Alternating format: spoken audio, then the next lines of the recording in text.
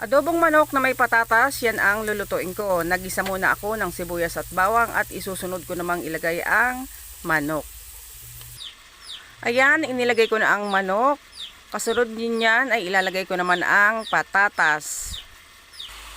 Inilagay ko na rin ang patatas, hayaan ko muna yan hanggang sa medyo maperito para mas mabango at mas masarap.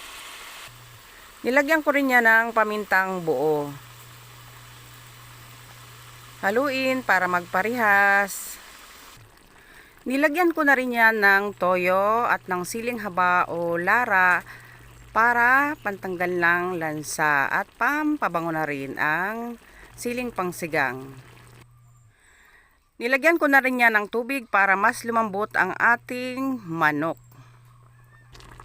Ayan, luto na ang aking adobong manok na mayroong patatas. Kayo na ang magpakati ng sabaw dahil gusto ng mga anak ko ay